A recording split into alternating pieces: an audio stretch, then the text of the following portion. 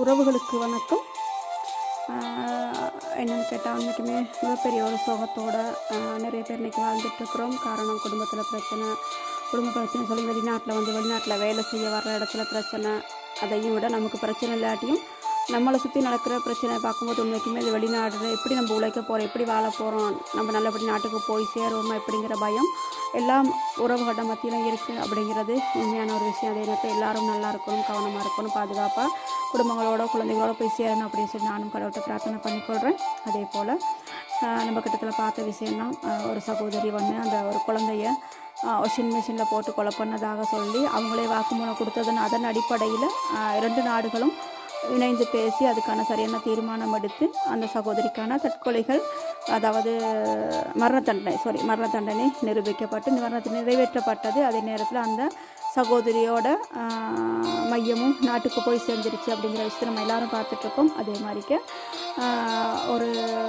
ஒரு குடிமகனால் கொலை செய்யப்பட்ட அந்த சகோதரியோட மையமும் 2 மையமும் திருப்பி நாட்டை நோக்கி போனோம் அப்படிங்கிற ஒரு காட்சி உண்மைக்குமே எல்லாத்தையும் பதைக்க வச்சுட்டு உண்மைக்கு வேதனையாக இருக்குது. உழைக்க வந்த இடத்துல இப்படி ஒரு சோதனையாக நாம் இங்கே சம்பாரித்து நல்லபடியாக வேணுங்கிற பொருட்களை எடுத்துக்கிட்டு நம்ம நாட்டுக்கு நல்லபடியாக போய் சேருவோன்னு எதிர்பார்த்து வந்த இடத்துல இப்படி நம்மளோட உடம்பு ஒரு சடலமாக நாட்டுக்கு போகிறது, நாம் இன்றைக்கி சடலமாக நாட்டுக்கு போகிறது அப்படிங்கிறது யாராலும் ஏற்றுக்கொள்ள முடியாத ஒரு விடயம்.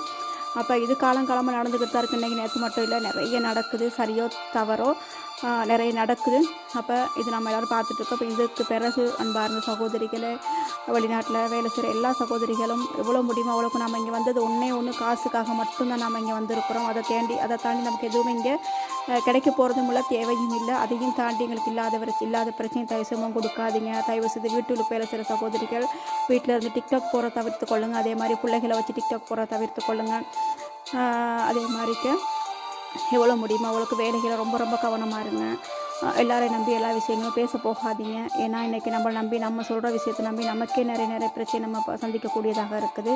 எனவே எங்களுக்கு எங்கள் குடும்பம் உறவுகள் முக்கியம் அப்படிங்கிறத நான் அடிக்கடி சொல்கிறதுக்கான காரணம், நாம் இல்லாத காலத்தில் நம்ம இல்லாத நேரத்தில் நம்ம குழந்தைகள் ரொம்ப கஷ்டப்படுவாங்க அப்படிங்கிற ஒரே ஒரு காரணத்துக்காக தான் இதை அடிக்கடி சொல்ல வேண்டியதாக இருக்குது இல்லையா? அப்போ அதனால் எங்களுக்கு குடும்பம் எங்களுக்கு முக்கியம். அதுக்கேற்ற மாதிரி கவனமாக வேலை செய்யுங்க, நல்லா வேலை செய்ய சந்தோஷமாக இருங்க.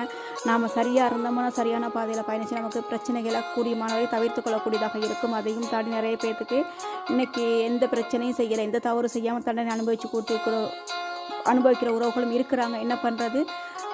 அதையும் தாண்டி எவ்வளோ முடியுமோ அவ்வளோக்கு பாதுகாப்பாக கவனமாக இருங்க. இந்த 2 சகோதரிகளும் நடந்த இந்த துயரமான சம்பவம் இனிமேலுக்கு யாருக்கும் நடக்கக்கூடாது அப்படிங்கிறத நான் கடவுளோட பிரார்த்தனை பண்ணி அதே மாதிரி எல்லோரும் கவனமாக இருங்க. அந்த 2 சகோதரிகளுக்கும் என்னுடைய ஆழ்ந்த அனுதாபங்கள்.